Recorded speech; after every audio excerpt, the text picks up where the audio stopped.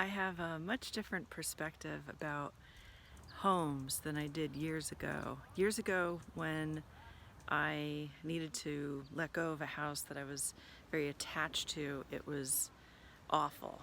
So it was at the end of a divorce, so that was awful also. And I guess I was really hanging on to the house as a means of security.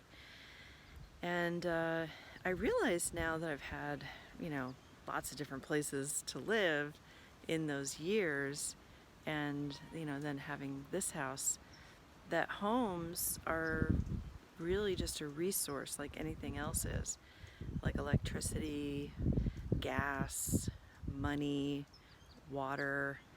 It's a dwelling that serves a purpose. It gives us comfort, it gives us shelter, security, provides an area to socialize, and then we can use that resource, and then there's always more resources. We can always tap into new sources. So anyway, just a little shift in my perspective over the years, which has been helpful. So I didn't actually go through all this 10 pounds of flour, but I'm making the last pumpkin banana bread with cranberries and chocolate chips, lots of pumpkin pie spice, and some vanilla. I'm heading out of here on, when am I heading out of here? Sunday night I'm going to spend at a friend's house. The final walkthrough is on Saturday, and then I head up to Santa Cruz area on Monday morning, super early. I thought I would check in and give a happiness update.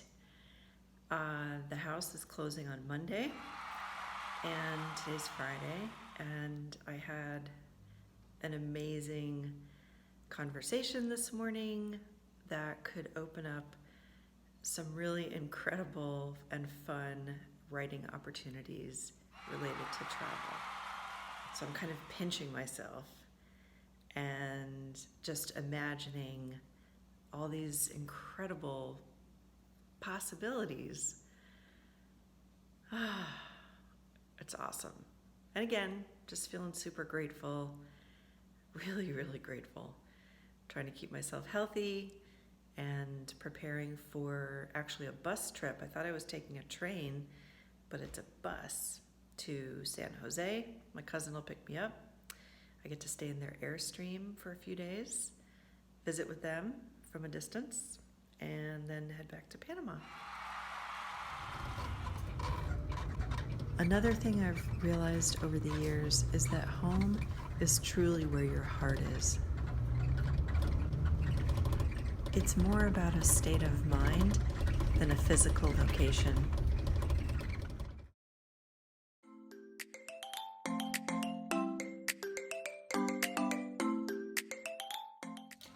This is my cousin, Jeremy. He's been struggling with pink flamingos because apparently there's a pink flamingo and Airstream connection, and we don't know why, but it just is. Somewhere back in, I want to say the 40s or 50s this started. Forget the name, the guy who started Airstream. It was Wally something. I don't know. This is it's all out there. But anyway, around that time, people just started putting pink flamingos out with their Airstreams. And ever since then, it's been a thing. And I do it because it makes me laugh. That's it. That's all I have to say. And laughter is a good thing. That's all there is. It just makes me laugh. What do you love about Airstream in particular?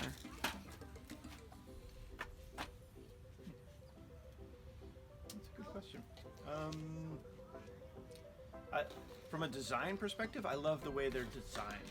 To me, the shape of them is fairly simplistic, and yet kind of covers everything you need. They're really rounded, and they're air efficient, and they're very easy to tow. I think the quality of them is relatively good and relatively high-end. RVs always fall apart. Anybody who's owned an RV or a trailer will tell you it's going to fall apart. Just a question of which part goes first. But Airstreams tend to hold up pretty well. and I think they're elegant. It does look elegant. It's elegant looking. It's Yeah. an elegant solution to, well, it's not a problem, but it's an elegant solution to an idea. A quest for fun. Yeah, just like the flingos, they just kind of make me laugh. It just makes me happy. And from a family perspective, to be able to have your whole family in an Airstream and go places, and still be relatively comfortable, especially when you have young kids, is really a privilege. And that's what I love about the most, is we can go places and have adventures and still come back to, relative comfort, which, unless you're into mountaineering and backpacking, which I hope both of our kids will be, but one of them is only 5. It's a little early for that.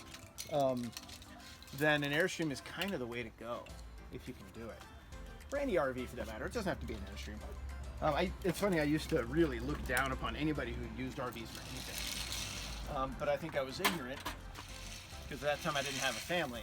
And I was all into backpacking and mountaineering and doing things the minimalistic way. And I still really like to travel that way when it's me or when it's Val and I. But when you have a 5-year-old, Yeah.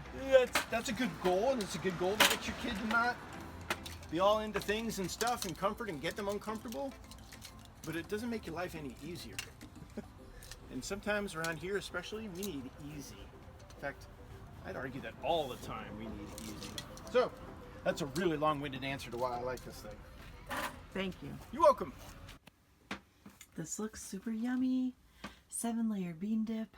And I got some corn tortillas. Hanging out in the Airstream, making a mess. That is Workstation Central.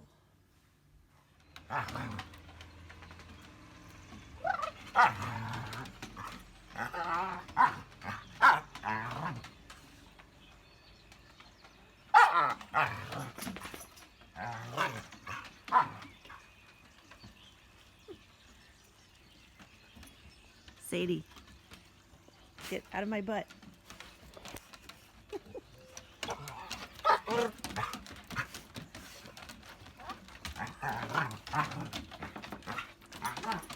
These guys are a handful. My cousin Jay has some really cool hobbies. You're about to learn a lot about bonsai, and he has a koi pond. So this is my cousin, Jeremy Orvik, again. And as you can see, he's got an amazing collection of bonsai. I think he should be called Dr. Bonsai. Dr. Bonsai. Because he is actually. It's funny, that's what nurses call me when I come in carrying a tree, which I frequently do. All right, so what are you doing to this tree? And tell us a little bit about this one. Sure, yeah, as soon as the World War II flying ace is done going overhead. This is a Seiju Chinese elm. It is probably my prized tree, if not the, well, here, let me show it to you from the proper angle. So the first thing is, you have to appreciate trees. Well, an ideal tree you can view from any angle, but that's very rare. This tree should be viewed at from this angle, and maybe if you, come here dog. Yeah, back up a little bit, and then maybe about 2 inches lower. Boom, that's probably about right. And so this particular tree was accepted into the national show, which sadly got canceled last year. It's probably, I'm guessing this tree is 30, 35 years old, somewhere in there. And I'm immensely proud of this tree. It's in a beautiful old antique Chinese pot. If there were a fire at my house, I would have Val, Anya, and Gavin in this arm, and I'd probably be carrying that tree in this arm, and I would hope the dogs could follow me. That's the priority. But anyway, so to answer your question directly, what I'm doing is, because of the really, get out of here, dog. You're half pig. Because of the nature of the bark on this tree, which is this really gnarly bark, one of the attractions of this tree is the bark, in fact, but it tends to build up a lot of moss. So the moss, while it kind of looks nice and is sort of very tree-like, eventually, given enough time, it'll build up dirt and moisture, and then it'll wear down the bark of the tree. I'm gonna move that dog so that your viewers don't hear. Okay, so the moss can trap dirt? Yeah, so the moss will get caught, to use a pointer here, in these ruts, in these valleys in between the bark, and it looks nice. It makes it look kind of tree-like. But the problem is, given enough time, the moisture will build up in here, and it'll eventually erode these big pieces of bark, and they'll fall off. And some of them are I just wiggle here, you'll see that some of them are kind of like right there. It's kind of loose. You don't want too much bark falling off, A, for aesthetic reasons and for health of the tree. So one of the battles you enter into with a tree like this is moss versus no moss. To get the moss off, there's really no good technique. And there's a funny kind of Japanese version of the Who's on First story. You ask the master of bonsai how to get rid of the moss, and he says, well, scrape it off. And you say, well, if I scrape it off, the bark falls off. And he says, okay, use vinegar. And then you say, okay, but the moss dies on the bark, and then when you try to scrape it off, it falls off. And he says, yes. Point being, there's no good answer to any of this. You just have to do your best. So before I was doing this morning, I was over with my buddy Bob, and I was literally just in there with a pair of tweezers, just literally scraping on the bark, just getting tiny pieces of moss off of it. And now it looks fairly clean. And I cleaned up this area down here, which is called the nabari. Japanese word for base or trunk, if I remember correctly, the exact definition. So I cleared up all this. This used to be covered in more moss, and you couldn't see all this great wood down here. So now that's kind of cleared up. And so now what I'm going to do, I've been debating getting in there with a finer sprayer and getting out more of this dirt and gunk in here. But I think what I'm going to do at the moment is just get some gravel, which I have here, and just kind of put it in here. And the gravel theoretically should allow less moisture and better drainage, and hopefully prevent some of my moss, because the moss will start down here and it just crawls up. But this is never ending. I'll have to do this again in a month or two. So it goes with the upkeep of this type of a tree. I don't know, either half joke or I don't know what, but I thought it was a really interesting way to, like he said, buds, like these little guys here, are a tree's wish for the future. Meaning, if you want to know the health of your tree, you can see all these tiny little buds here. This tree is getting pretty happy. This tree is planning for another 6 months, a year ahead, because it's been healthy enough to do so. There's portions of the tree where there aren't as many buds, but when I first got this tree, there were no buds on it at all. And when I pulled it out of the dirt that I had bought it in, it smelled like sewage. Yeah, meaning it just wasn't good dirt and it hadn't been properly cared for. And so I've changed the soil. This is a really good soil mixture here. We got some really good mycorrhizae happening here. All this white stuff is good, healthy stuff. It's good, healthy stuff? Good, healthy stuff. Yeah, that means the tree is getting really good symbiotic relationship with its soil. Tell me about the tree behind it. The redwood.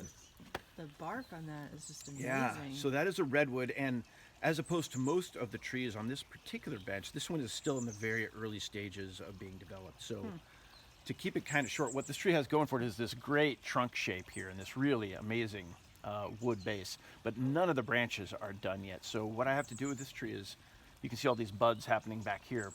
Within the next 6 months to a year, those buds are going to start to just go nuts.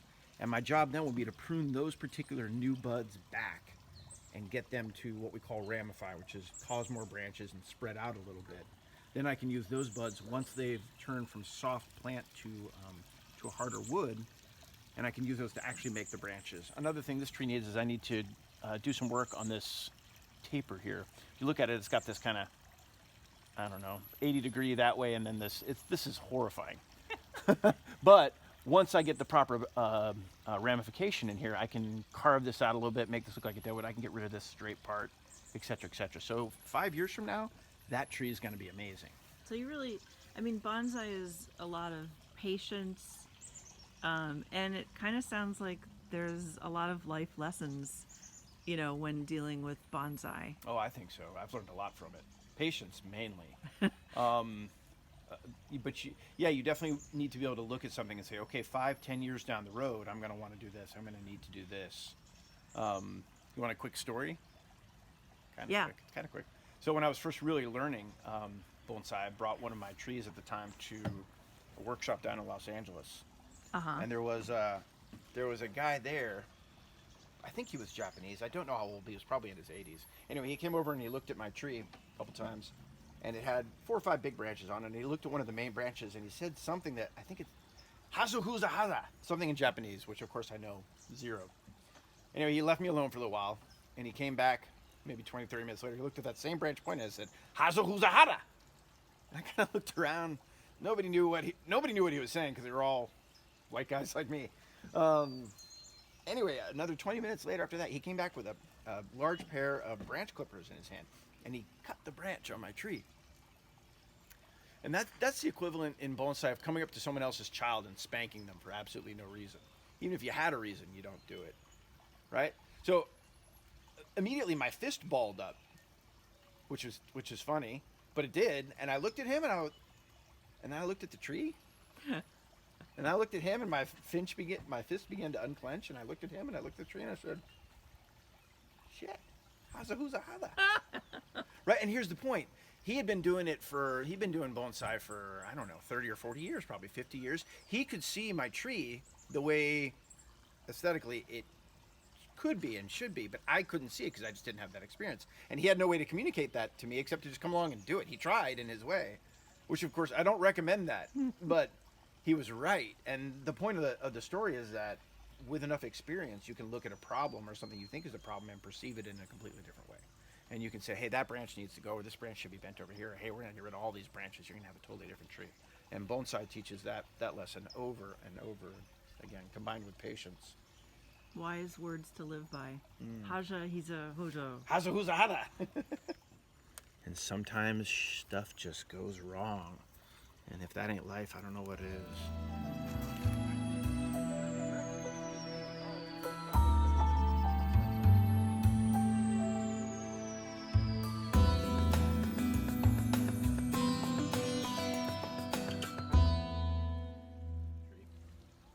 Really nice. This is the same as the sage elm. It's just a smaller version of it. So what I'm doing with this tree is I really like this base here and what it's doing and its movement. But this is what's called a shohin in Japanese, which generally refers to a tree 8 inches or less from the top to the bottom. So this is right now a shohin, but it's not working for me as a shohin. So what I think I'm gonna let do is just let this branch here go nuts and create another crown and a top up here. For this tree, that'll probably take it 3, 4, 5 years. And then if it's done properly and I can kind of have it come up an apex up here, this could be an amazing tree in time. So I'm kind of working on that. This is Gavin's tree he bought at a bonsai show when he came to see that I was in. I wish he hadn't bought it because I don't like it. I don't like it at all. I think that tree just kind of like, people were doing stuff wrong on that tree maybe 10 or 15 years ago. So I'm trying to make something of it. And frankly, I'm kind of beginning to think we should just drop it in the ground and let it go nuts. What is this one on the end? This is, yeah, that one is beautiful. This is, that is a maple. I'm trying to remember the exact variety of maple. This one I bought because that base and that trunk is just straight out of Sleepy Hollow or Tim Burton or something. The problem with this tree, if you want to call it a problem, is it doesn't meet any of the traditional designs. So by that I mean my problems here are it's got this V-shaped kind of crotch. And that's just hard to work with. It's got branches that do really weird shit. This one here, for example, is perfectly straight. And it's got this lack of taper, which means it's really big and thick and doesn't do much section here, here, and here. What I'm trying to do with it is, again, when these branches get long enough, which they should start to do over the next few months, I'm going to start to drill holes through here and here and here. And eventually I'm going to get rid of this whole top section and make this more of what we call a broom shape. And I think that might eventually make this tree really, really good. And if it doesn't, well, it's been an experiment, and we'll go from there. Or it could be like the renegade, the black sheep of bonsai. Yeah, that's another thing. You can get very dogmatic in bonsai if you want to, and you can try to follow all these rules, or you can, and there's good if you're going to get at certain levels. You should follow the rules and really learn what the expression is there. On the other hand, you should never ever forget with it what makes you happy and what makes you stoked on the whole thing. In that particular tree, I just think it's cool looking. So it may never win any awards or be in any shows, but it's still kind of badass. I think it's a badass bonsai. Kind of a badass bonsai.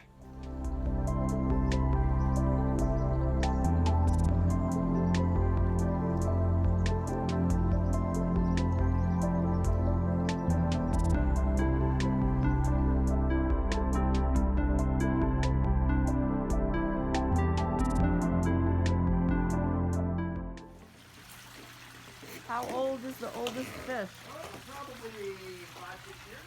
Oh, they're big. Yeah. Side of a good pond.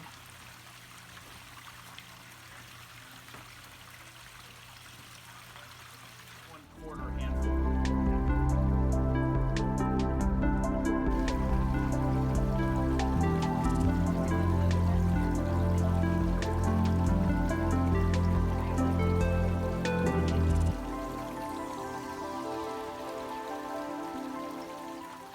So Patty, the idea in training them is you do this, and if you do it over enough time, they know they can only get the food when they're near you. Apparently they can be trained. I've just never been able to fully commit to the idea and do it. Go on to Skeletor.